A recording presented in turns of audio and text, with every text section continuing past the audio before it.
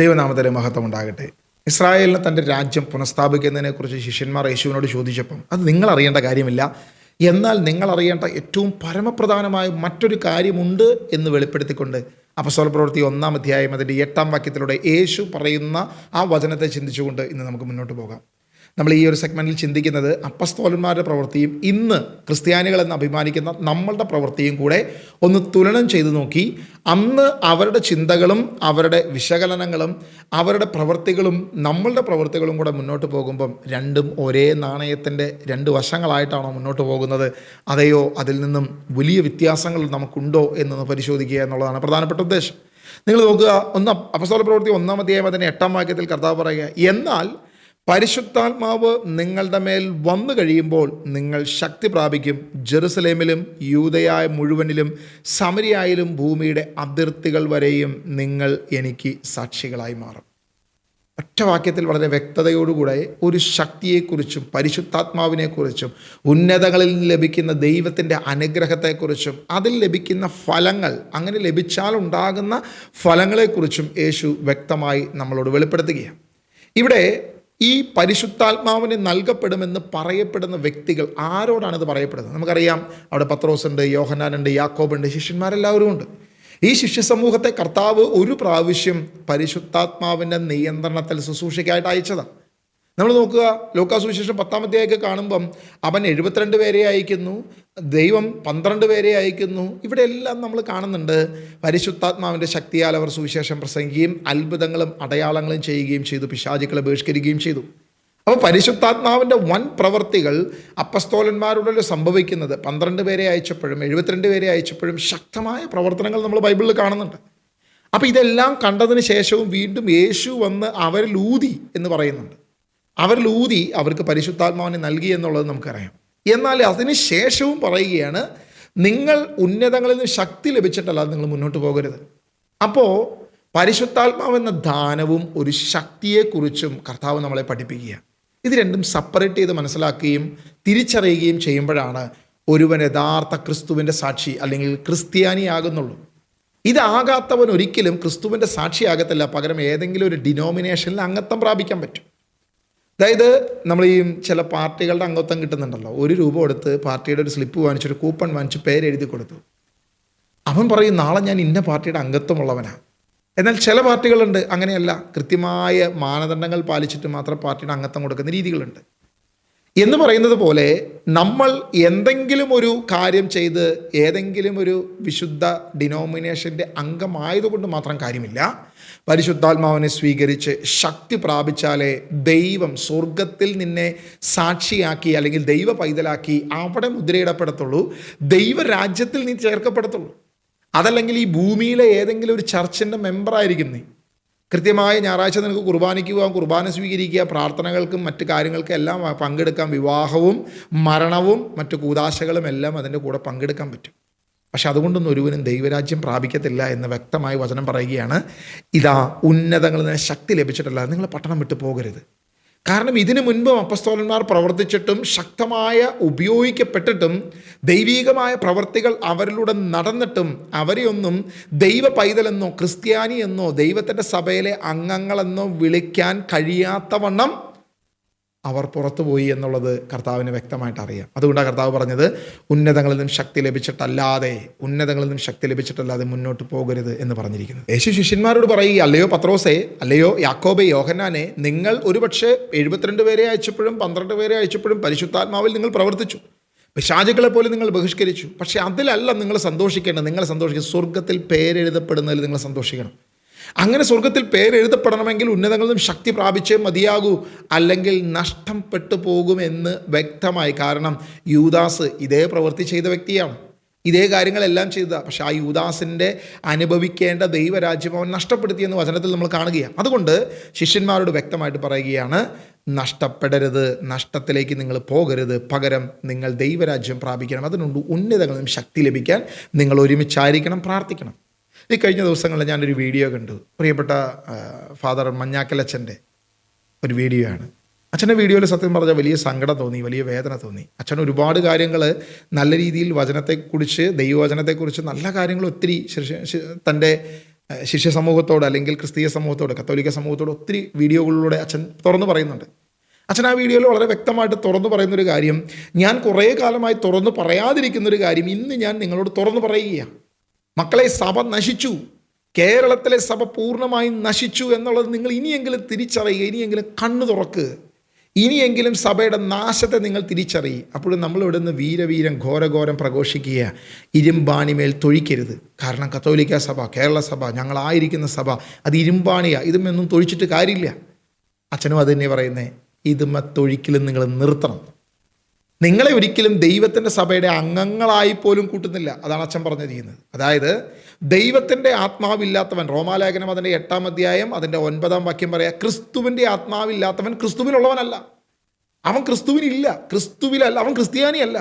അവനെ ക്രിസ്ത്യാനി എന്ന് വിളിക്കാൻ പറ്റത്തില്ല എന്നാണ് അച്ഛൻ പറഞ്ഞിരിക്കുന്നത്. അതായത് ഈ പറയുന്ന ഇരുചേരികളായി നിന്ന് ജന അഭിമുഖം വേണോ അൾത്താര അഭിമുഖം വേണോ എന്ന് പറഞ്ഞ് അടിയുണ്ടാക്കുന്ന, ആചാരങ്ങൾക്കും അനുഷ്ഠാനങ്ങൾക്കും വേണ്ടി കോലാഹലങ്ങൾ സൃഷ്ടിക്കുന്ന, മനുഷ്യനെ തല്ലുണ്ടാക്കാൻ മാത്രം പഠിപ്പിക്കുന്ന, അങ്ങോട്ടും ഇങ്ങോട്ടും വിഭാഗീയ ചിന്തകൾ ഉണ്ടാക്കുന്ന, സ്നേഹത്തിൻ്റെ പൂർണ്ണമായി നഷ്ടപ്പെട്ട ഈ കൂട്ടം, ഈ സമൂഹം, ഒരിക്കലും അച്ഛനെ സഭ എന്ന് പോലും പറയുന്നില്ല, ഈ കൂട്ടം, ഈ സമൂഹം നശിച്ചു.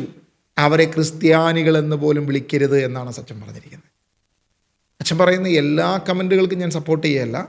പക്ഷെ പ്രായമായപ്പോൾ, അച്ഛൻ്റെ പ്രായാധിക്യത്തിലേക്ക് കടന്നു വന്നപ്പം ഒരുപക്ഷെ ഓർമ്മക്കുറവും മറ്റു കാര്യങ്ങളൊക്കെ ഉണ്ടാകാം. ഒരുപക്ഷെ നാളെ ഇതേ കമൻറ്റ് ചിലപ്പോൾ തിരിച്ചെടുത്തേക്കാം. ഞാനിത് അച്ഛനെ കുറിച്ച് പറഞ്ഞപ്പോൾ നാളെ അച്ഛൻ പറയും ഞാൻ അങ്ങനെ പറഞ്ഞിട്ടില്ല എന്ന് വേണമെങ്കിൽ പറയാം, അല്ലെങ്കിൽ ഞാൻ ഉദ്ദേശിച്ചത് അതല്ല എന്ന് വേണമെങ്കിൽ പറയാം. അത് അച്ഛൻ്റെ സ്വാതന്ത്ര്യമാണ്. നമുക്ക് അതിനകത്തൊന്നും കൈയിടാൻ നമുക്ക് അധികാരമില്ല, അവകാശമില്ല. പക്ഷേ ഈ പ്രായത്തിലെങ്കിലും അച്ഛനത് തുറന്നു പറയാൻ കാണിക്കുന്ന ഒരു സന്മനസ്സുണ്ടല്ലോ, ഈ പ്രായത്തിലെങ്കിലും അച്ഛനത് തുറന്നു പറയാനെടുക്കുന്ന ഒരു ഹൃദയം വളരെ നല്ലതാണ്.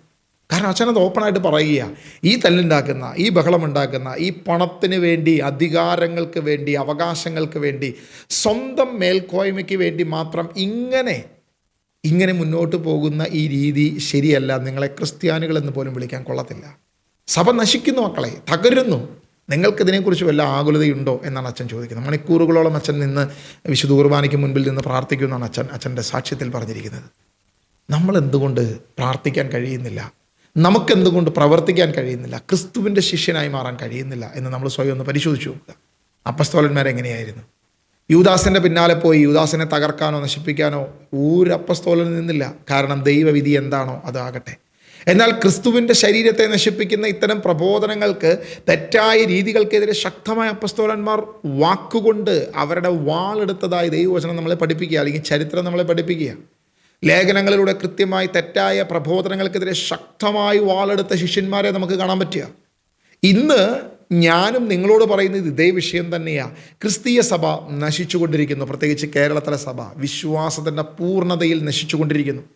ഇന്ന് ആചാരങ്ങൾ മതി, അനുഷ്ഠാനങ്ങൾ മതി, ആർക്കും ദൈവത്തെ വേണ്ട, ക്രിസ്തുവിനെ വേണ്ട. ക്രിസ്തുവിനെ തള്ളിക്കളഞ്ഞിരിക്കുന്നു. കാരണം യേശുവിനേക്കാൾ അധികമായി പണത്തിനും അധികാരത്തിനും പ്രാധാന്യം കൊടുത്തുകൊണ്ട്, ആചാരങ്ങൾക്കും അനുഷ്ഠാനങ്ങൾക്കും പാരമ്പര്യങ്ങൾക്കും പ്രാധാന്യം കൊടുത്തുകൊണ്ട് ക്രിസ്തുവിനെ കാറ്റിൽ പറത്തിക്കൊണ്ട് മുന്നോട്ട് പോകുന്ന ഒരു ക്രിസ്തീയ സഭയാണ് ഇന്ന് നമ്മുടെ ചുറ്റും വാണിരിക്കുന്നത്, അല്ലെങ്കിൽ ഇന്ന് അധികാരത്തിൽ നിൽക്കുന്നത് എന്ന് ഇനിയെങ്കിലും നമ്മൾ തിരിച്ചറിയണം. പ്രിയപ്പെട്ട ദൈവജനമേ, നമുക്കൊരിക്കലും ഈ പറയുന്ന അധികാരികളെ മാറ്റാൻ പറ്റില്ല. ഈ പറയുന്ന മേൽക്കോയ്മയെ നമുക്ക് തകർക്കാനോ ഇല്ലാതാക്കാനോ സാധിക്കത്തില്ല. പക്ഷെ നമുക്ക് മാറാൻ പറ്റും. ഞാൻ ഒരുവൻ മാറിയാൽ എൻ്റെ കുടുംബം മാറി, എൻ്റെ കുടുംബം മാറിയാൽ എന്നെ ചുറ്റുമുള്ളവർ പതിയെ മാറാൻ തുടങ്ങും. അങ്ങനെ നമ്മളിൽ ഉണ്ടാകുന്ന മാറ്റം അത് സഭയുടെ മാറ്റമാണ്. സഭ എന്ന് പറയുന്ന ഒരിക്കലും അധികാരി വംശമല്ല.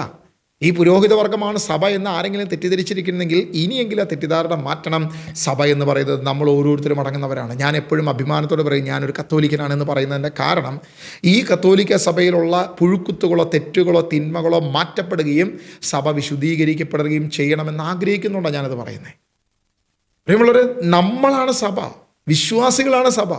നമ്മൾ ഓരോരുത്തരും മാറാൻ തീരുമാനമെടുത്താൽ ഇത് മാറിക്കഴിഞ്ഞു. മാറ്റം നമ്മളിൽ ഉണ്ടാകുമെന്ന് 100% നമുക്ക് ഉറപ്പിക്കാം.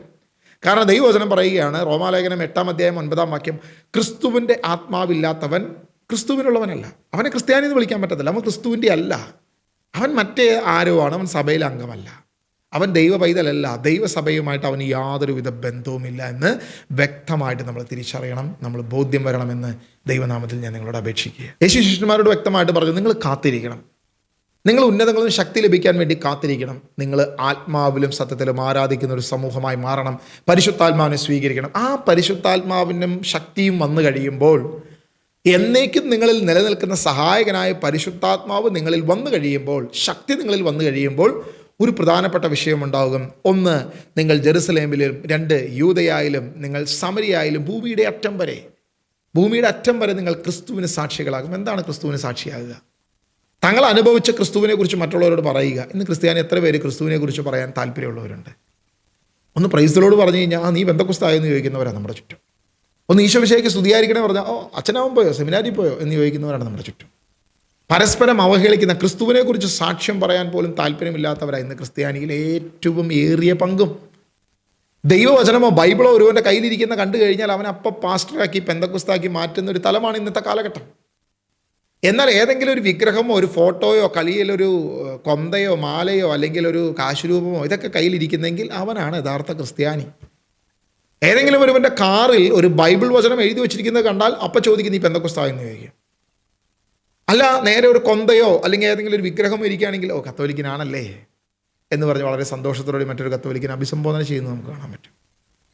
അപ്പം നമുക്കുള്ളതല്ലേ ബൈബിൾ? നമുക്കുള്ളതല്ലേ ക്രിസ്തു? നമുക്കുള്ളത് വിഗ്രഹം മാത്രമാണോ?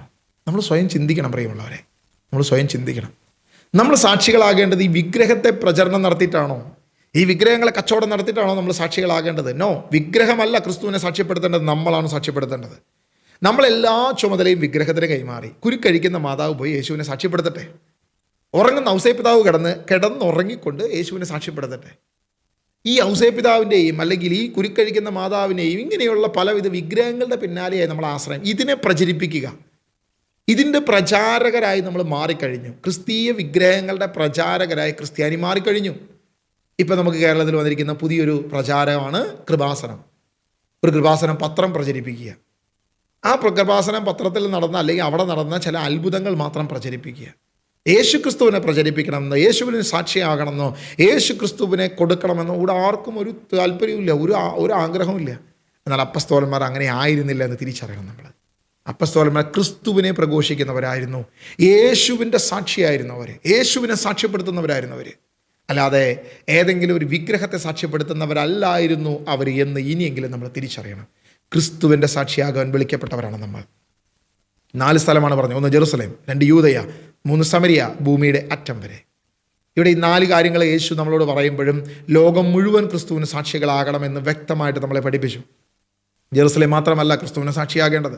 ജെറുസലേം എന്ന് പറഞ്ഞാൽ സമാധാനം എന്ന് വെച്ചാൽ ഒരുവൻ ക്രിസ്തുവിൻ്റെ സാക്ഷിയായി കഴിഞ്ഞാൽ, ഒരുവൻ ക്രിസ്തുവിനെ അറിഞ്ഞു കഴിഞ്ഞാൽ, ശക്തി അവൻ്റെ മേൽ വന്നു കഴിഞ്ഞാൽ അവൻ ആദ്യം നടക്കുന്ന കാര്യമാണ് സമാധാനം. മറ്റൊന്നിനെക്കുറിച്ച് അവൻ ആകുലതയില്ല, നാളെക്കുറിച്ച് അവൻ ആകുലതയില്ല.